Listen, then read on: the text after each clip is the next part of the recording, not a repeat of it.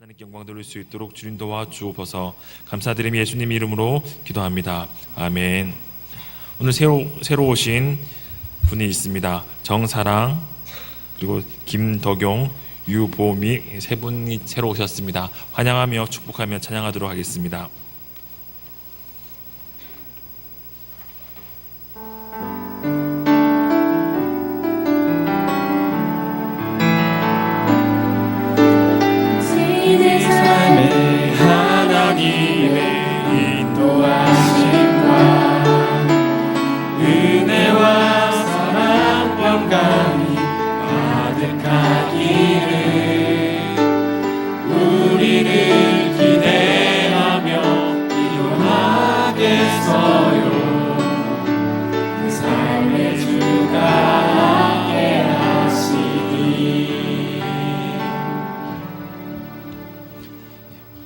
광고 말씀드리겠습니다. 이번 주 토요일 날 학습 세례 문답식이 있습니다. 토요일 오후 5시에 본당에서 있으니까요. 학습 세례를 받으셔야 되는 분들은 꼭 오늘 신청서를 작성하셔가지고 샘터장님들께 제출해 주시고, 그리고 샘터장님들은 각 샘터에 혹시 학습 세례 받아야 되는 분이 있는지 한 번 더 확인해 주시기 바랍니다. 다음 주부터 헌금을 하는 예물 드리는 방법이 조금 바뀝니다. 들어오실 때 이렇게 헌금을 하셨는데 다음 주부터는 특찬자가 있을 겁니다. 박민수 형제님이 첫 번째 특찬은 꼭 목사님이 하셔야 된다고 몇 주간 거쳐가지고 제게 말씀을 하셨는데요. 목사님 가족이 해야 된답니다. 부담이 되죠. 부담이 되지만 기쁜 마음으로 감당할 테니까 여러분들도 너무 잘할 생각하시지 마시고, 나도 특별하게 사람들 앞에 나와서 주님을 찬양하고 싶다 하시는 분들은 정말 부담 없이 신청해 주시면 되고요. 실력이 모자라면 누군가도 도와줄 겁니다. 아름다운 반주자가 또 아름답게 반주를 해줄 거니까요. 함께 그렇게 찬양하며 헌금을 드렸으면 좋겠습니다. 헌금은 특찬을 하는 동안 바구니를 돌리고요. 바구니는 이제 샘터마다 한 주씩 돌아가면서 이렇게 헌금을 할 겁니다. 그러니까 알고 계시고 그렇게 준비하시기 바랍니다. 다음 주 특찬이 기대되지 않습니까? 감사합니다. 하나님의 말씀 보겠습니다. 고린도후서 5장 14절 15절 말씀입니다. 고린도후서 5장 14절 15절 말씀입니다.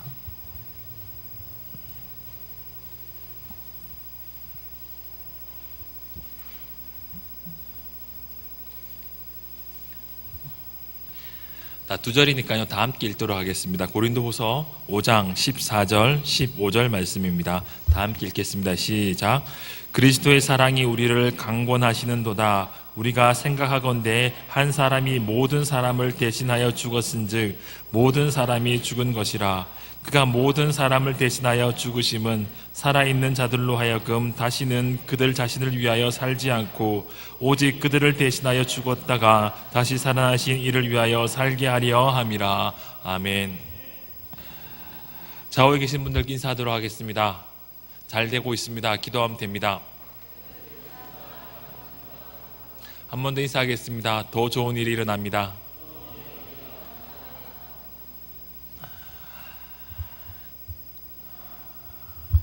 반지의 제왕이라는 영화를 보셨습니까? 제가 정말 좋아했던 영화입니다. 그 반지의 제왕이라는 영화를 끌고 가고 있는 모티브는 반지죠. 그 반지를 가지고 있으면 그 반지를 가지고 있는 사람은 권력을 가집니다. 힘을 가집니다. 그리고 반지를 가지고 있는 권력자들을 위해 반지를 지배하는 반지가 하나 더 있는데 그 반지가 바로 절대 반지입니다. 반지를 가지고 있는 사람들은 반지를 사랑합니다. 왜냐하면 그 반지를 통해서 힘을 얻고 그 반지를 통해서 자기가 권세자임을, 많은 힘을 가지고 있는 사람이라는 사실을 끊임없이 확인하기 때문입니다. 반대로 자기를 지배할 수 있는 절대 반지를 두려워합니다. 그리고 그 절대 반지를 두려워하면서 동시에 그 절대 반지를 소유하고 싶어 합니다. 왜냐하면 그 반지를 자기가 사용할 수 없음에도 불구하고 그 반지를 가지게 되면 힘이 생길 거라고 생각을 합니다.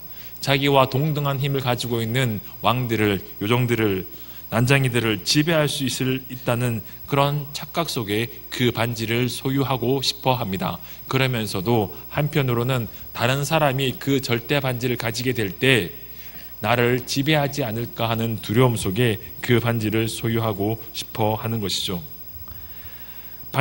절대 반지를 소유하게 되면 그 절대 반지를 소유한 사람은 그 절대 반지의 노예가 되고 맙니다.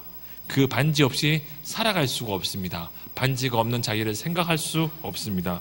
그럼에도 불구하고 그 반지를 소유하면서 조금씩 영혼은 피폐해져 갑니다. 그럼에도 불구하고 그 반지를 포기하지 못합니다. 반지가 없는 자기를 생각할 때 두려움 때문에 견딜 수 없게 되는 것이죠. 그런 캐릭터로 나오는 캐릭터가 골룸이라는 캐릭터로 제가 기억하고 있습니다. 우리는 인생을 살아가면서 무엇인가를 사랑하며 살아갑니다. 그리고 그 무엇인가를 사랑하고 있는지 확인하는 또 다른 방법은 내가 무엇을 두려워하고 있는가를 확인할 때 내가 무엇을 사랑하고 있는지를 알 수 있습니다. 사랑의 반대말은 많은 사람들이 무관심이라고 이야기합니다. 어느 정도 일리가 있는 것 같아요. 사랑하지 않으면 관심도 없습니다. 그런데 성경에 이렇게 기록되어 있습니다. 사랑 안에 두려움이 없고 온전한 사랑이 두려움을 내쫓나니 두려움에는 형벌이 있습니다. 두려워하는 자는 사랑 안에서 온전히 이루지 못하였느니라. 사랑과 두려움을 대조시키고 있습니다. 사랑이 있으면 두려움이 없습니다. 두려움이 없으면 사랑이 없습니다. 사랑하면 두려움을 모두 내어 쫓을 수 있습니다. 그리고 두려워하면 그의 마음 가운데는 사랑이 존재하지 않는다고 사도 요한은 이야기하고 있습니다. 그래서 저는 사랑의 반대말을 두려움이라고 생각합니다. 무엇을 두려워하고 있는가? 무엇을 두려워하고 있는가? 그것이 내가 무엇을 사랑하고 있는지를 확인하는 반대급부의 확인 방법입니다. 여러분들은 무엇을 두려워하고 살아가고 있습니까? 그래서 두려움 때문에 온전히 주님을 사랑하지 못하고 있습니까? 내 안에 어떠한 두려움이 있는지 확인하게 될 때 내가 정말 필요한 주님의 사랑을 깨달아 알 수 있게 됩니다. 두려움은 어떤 감정입니까? 자기에게 위협이 되거나 위험한 상황 혹 그러한 상황을 만드는 대상을 피할 수 없다고 깨닫게 될 때 경험하는 감정, 정서가 바로 두려움입니다. 다시 말해서 자기 스스로 통제할 수 없는 상황에 직면할 때 누구나 두려움을 느낍니다. 우리는 그래서 갑작스런 삶의 변화를 경험할 때 두려움을 느낍니다. 인생이 걸린 시험을 앞두고 있을 때, 수능 시험을 앞두고 있거나 오랫동안 준비한 시험을 앞두고 있을 때, 개인적으로는 저는 신대원 준비하는 시험이 참 힘들었습니다. 신학대학원 준비하는 그 100일 정도의 시간을 통과하고 원서를 내고 시험을 치는데 제 마음의 두려움은 수능을 칠 때보다 더했습니다. 분명히 내가 신학대학원 붙고 떨어지는 것은 하나님의 일인데 내 인생이 걸려 있더라고요. 내 인생에 걸려 있는 그딴 생각들 때문에 참 염려하고 두려워하고 기도했던 기억들이 제게는 있습니다. 여러분들은 인생을 준비하는 시험을 앞두고 있습니까? 혹 그 시험 때문에 두려워하고 염려하고 있진 않습니까? 혹 어떤 사람들은 10번 떨어진 운전면허 시험을 두려워하기도 하더라고요. 두려움은 내 힘으로 어찌할 수 없는 상황에 직면할 때 느끼는 감정입니다. 반복적으로 실패하고 있어 한 경험을 반복적으로 실패한 일을 다시 해야 할 때 두려움을 느낍니다. 군 입대를 앞두고 있을 때 형제들은 많이 두려움을 느끼기도 하는 것 같습니다. 갑작스럽게 멀리 떠나야 할 때, 해외로 혹은 연고가 없는 지방으로 장기 출장이나 파견 근무를 가야 할 때, 어찌할 수 없어서 이사를 가야 할 때, 갑자기 편안하게 살던 집에서 퇴거하라는 명령을 받았을 때, 안정적으로 다니던 직장을 그만둬야 할 때, 갑작스럽게 가까운 가족들 가운데 신변의 변화가 있을 때, 가까운 가족이, 부모님이 갑자기 편찮으시거나 혹은 아주 가깝게 지내던 할아버지 할머니가 돌아가셨을 때 우리는 두려움을 느낍니다. 제자들도 그렇게 두려움을 많이 느꼈던 것으로 복음서에 보면 나옵니다. 오병 이후 역사 이후에 많은 사람들이 예수님을 따랐습니다.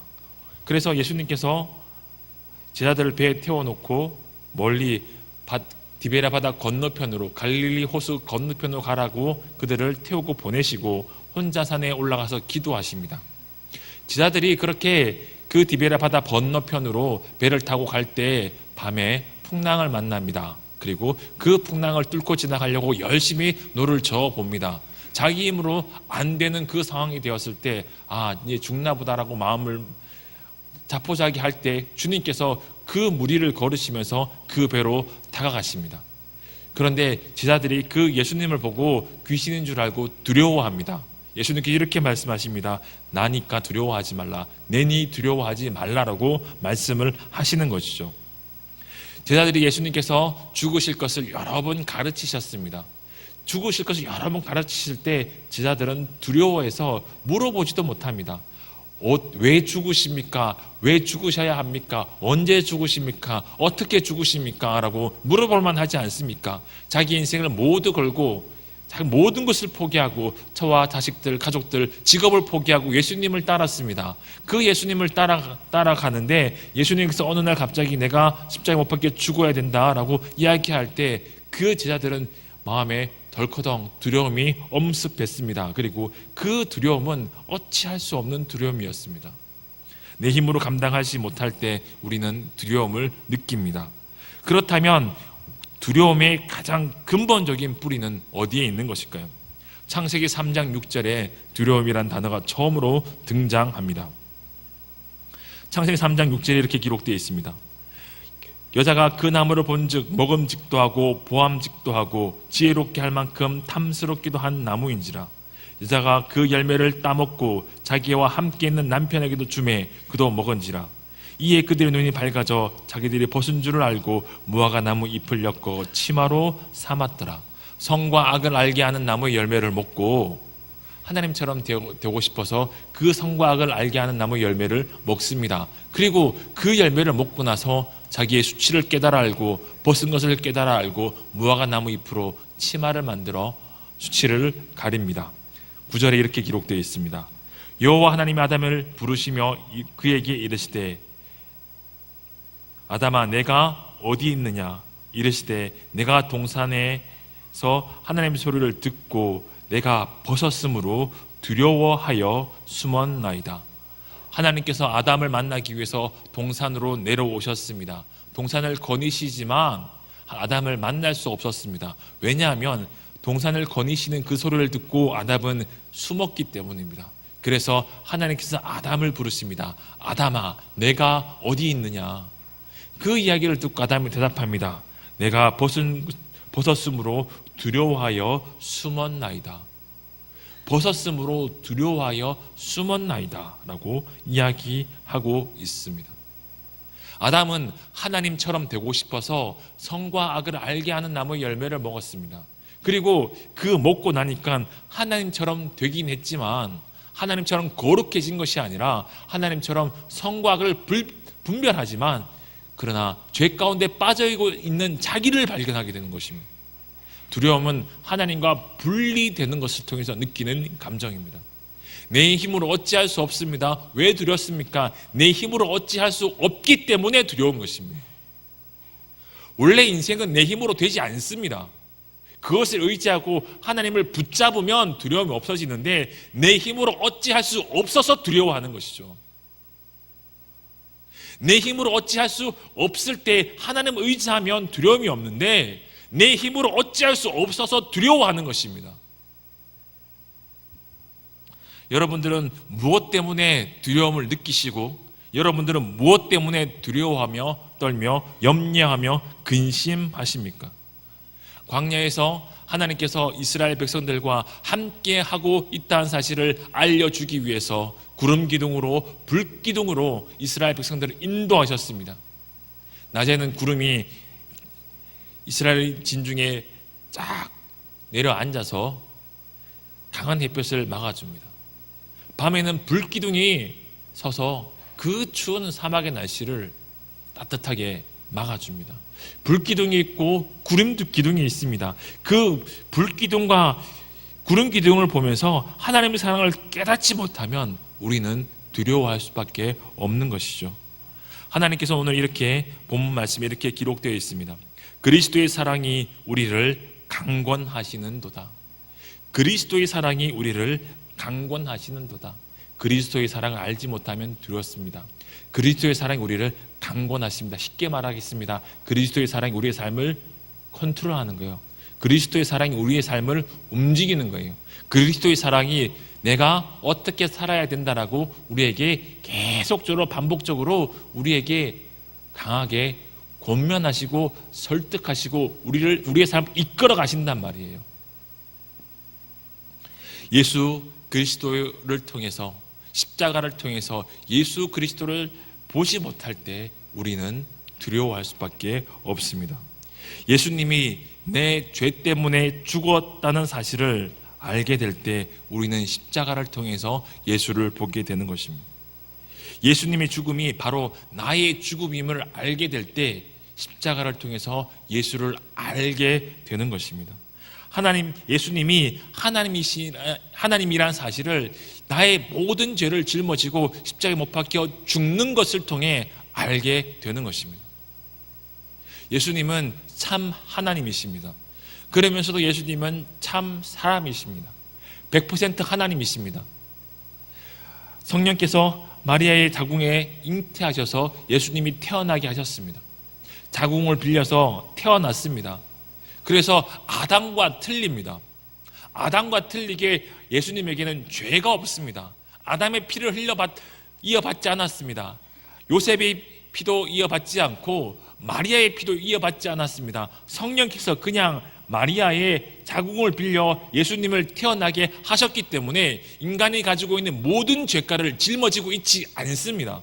그래서 100% 하나님이시며 100% 사람이십니다. 그래서 이 사람의 죄를 짊어질 수 있는 것이죠. 제일성도교회에 와서 여러분들을 알게 되었지만 그 중에 김종원 장로님은 참 특별한 분이신 것 같습니다. 참 수고하고 사랑하는 마음으로 청년들을 섬기는 그 모습이 제게 참 인상 깊었습니다. 그리고 장로님을 기도할 때마다 장로님을 위해서 그 가정을 위해서 더욱더 기도하게 되는 것이죠. 장로님을 볼 때마다 참 감사합니다. 참 좋으신 분이라는 사실을 알게 됩니다. 그렇지만 장로님도 자기의 죄를 자기 힘으로 어찌할 수 없는 사람일 뿐입니다. 아무리 좋은 사람이라 할지라도 자기의 죄를 자기가 어찌할 수 없습니다. 윤희진이라는 한 사람의 죄를 해결할 수 있는 사람은 이 세상에 단 한 명도 없습니다. 예수님을 제외한 그 누구도 윤희진이라는 사람의 죄를 해결할 수 있는 방법을 가지고 있는 사람이 없습니다. 왜냐하면 모든 사람들은 죄를 지었기 때문에 다른 사람의 죄를 짊어질 수가 없습니다. 예수님께서 십자가에 못 박혀 죽으시는 것을 통해서 예수님께서 나의 죄를 짊어지고 십자가에 죽으셨습니다. 그 예수님의 십자가를 바라볼 때,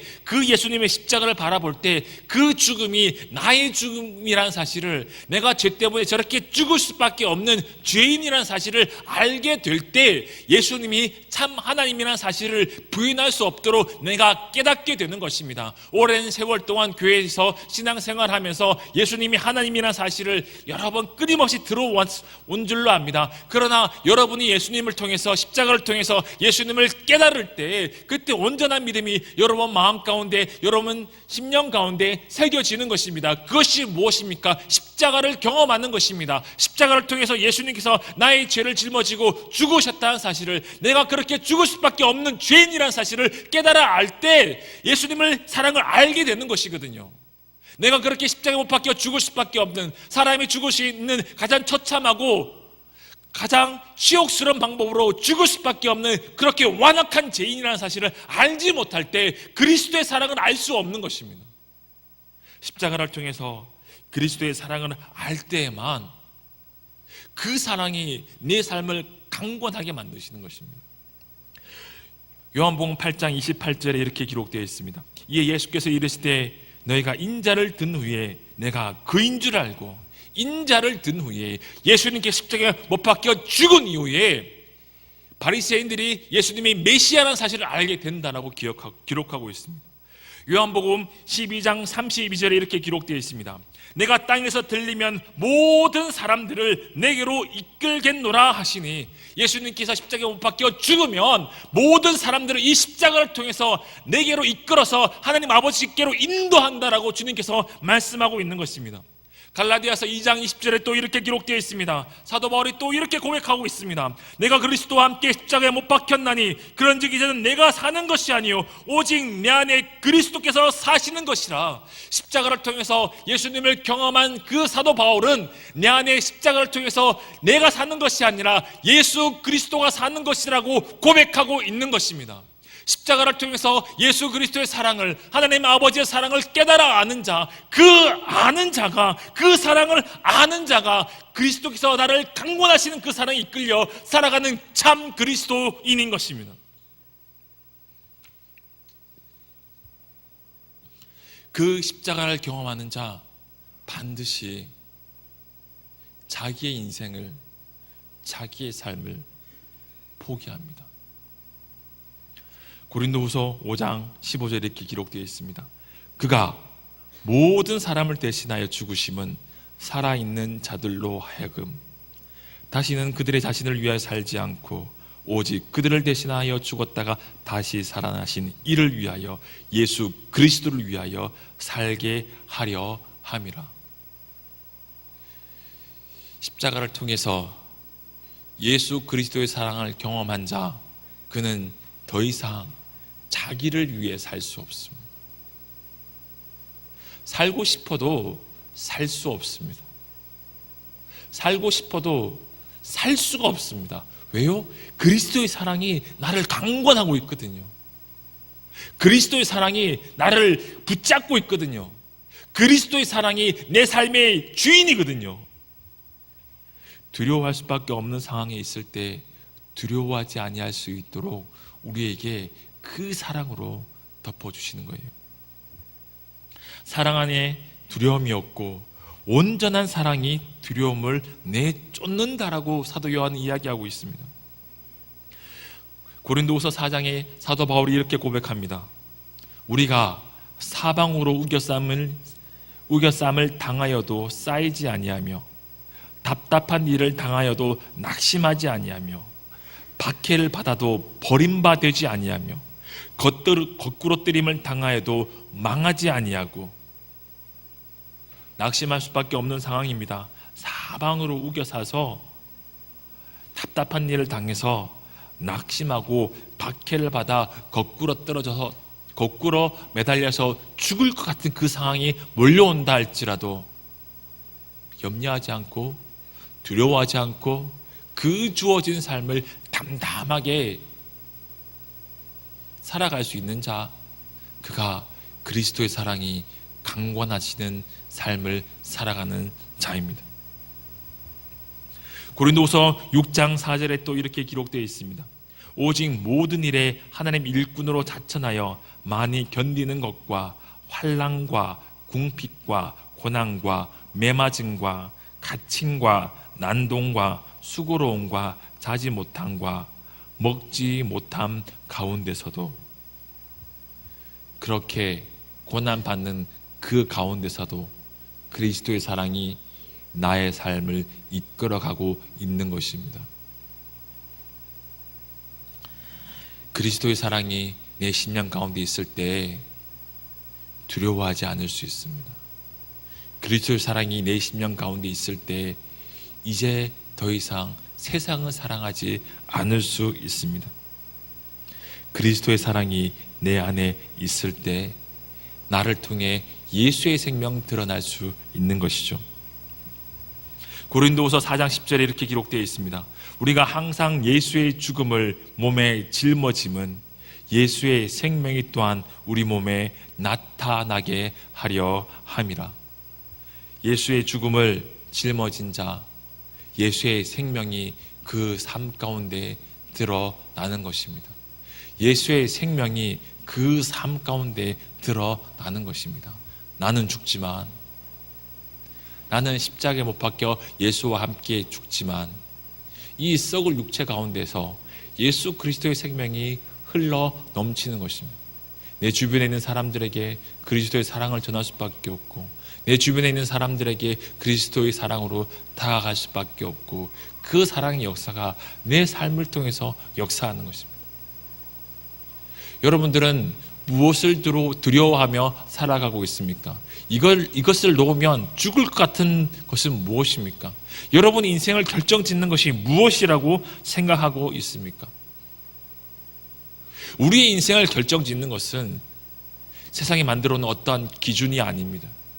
우리의 인생을 결정짓는 것은 세상이 만들어 놓은 그 어떠한 기준이 아니라 성경이 말하고 있는 그리스도를 사랑하고 있는가, 그리스도의 사랑에 이끌려 살아가고 있는가, 그것이 우리의 삶을 결정짓는 것입니다. 사도 바울이 빌립보서 3장에 이렇게 고백합니다. 또한 모든 것을 해로 여김은 그리스도 예수를 아는 지식이 가장 고상하기 때문이라. 내가 그를 위하여 모든 것을 잃어버리고 배설물로 여김은 그리스도를 얻고 그 안에서 발견되려 함이니. 세상이 말하고 있는 기준으로 나를 판단하는 것이 아니라 내 모든 것을 버리고 그리스도를 얻고 그리스도 안에서 내가 발견되는 것이 이 땅에서 가장 큰 소망이라고 사도 바울이 고백하고 있습니다. 여러분, 무엇으로 염려하고 무엇으로 걱정하고 무엇으로 때문에 두려워하며 살아가고 있습니까? 그리스도 안에서 내가 발견되지 않는 것 때문에 두려워하고 계십니까? 아니면 세상이 만들어 놓은 그 기준 속에서 내가 어떠한 사람인지 확인되지 않기 때문에 염려하고 근심하며 살아가고 있습니까? 무엇을 두려워하는가, 그것은 무엇을 사랑하는가를 확인할 수 있는 가장 중요한 기준 중 한 가지입니다. 여러분들은 무엇을 두려워하고 살아가고 있습니까? 그리스도와 끊어지는 것을 가장 큰 두려움으로 여기고 염려하며 기도하며 하나님의 말씀대로 순종하며 살아가기 위해서 주어진 그 삶 가운데서 치열하게 싸우고 있습니까? 기도하며 말씀 붙잡으며 그 하나님의 말씀 앞에 엎드리며 순종하기 위해서 내 몸을 치고 내 마음을 치며 내 그리스도의 십자가 앞에 나를 복종시키며 나를 이끌려고 하고 계십니까? 주님께서 우리에게 요구하는 삶은 그러한 삶인 것입니다. 그 삶은 두려움으로, 그 삶은 두려움 때문에 염려가 되고 따라가지 못하는 길이 아니라, 좁고 협착해서 고난 때문에 견디지 못하는 길이 아니라, 좁고 협착하지만 그 가운데 주님께서 주신 기쁨 때문에, 그리스도께서 우리를 사랑하신 그 사랑이 나를 강권하시기 때문에 기쁨이 있고 평안이 있고 소망이 있는 그 인생인 줄 압니다. 여러분도 그 인생을 살아가길 주님의 이름으로 축원드립니다. 세상이 말하고 있는 그 기준 때문에 염려하고 근심하고 그 삶에서 주저앉는 것이 아니라, 내가 달려갈 그 길이 어디냐, 천국 소망 바라보고 예수 십자가 바라보고 그곳을 향하여 나아가는 길이 내가 가야 할 길이라는 사실을 믿고 주님의 그 십자가 바라고 믿음으로 따라가길 주님의 이름으로 축원드립니다. 주어진 그 삶들을, 내게 주어진 그 삶들을 사랑함으로, 주님 사랑함으로 달려가길 주님의 이름으로 축원드립니다. 기도하겠습니다. 하나님 아버지, 은혜를 감사합니다. 우리 마음 가운데 있는 크고 작은 두려움들이 주님을 바라보지 못하게 하고 주님을 사랑하지 못하게 하고 주님 앞에 믿음으로 나아가지 못하게 만들 기도합니다. 주님, 우리에게 은혜 주셔서 사랑할 수 있도록, 주님만 믿음으로 붙잡을 수 있도록 주님 도와주시옵소서. 십자가에 못 박혀 죽으신 주님의 그 큰 사랑이 내 마음을 감동시키시고 내 삶을 강권하여 주님 앞으로, 십자가 앞으로, 영광스러운 그 하나님 아버지 앞으로 인도하여 주시옵소서. 감사드리며 예수님 이름으로 기도합니다. 아멘.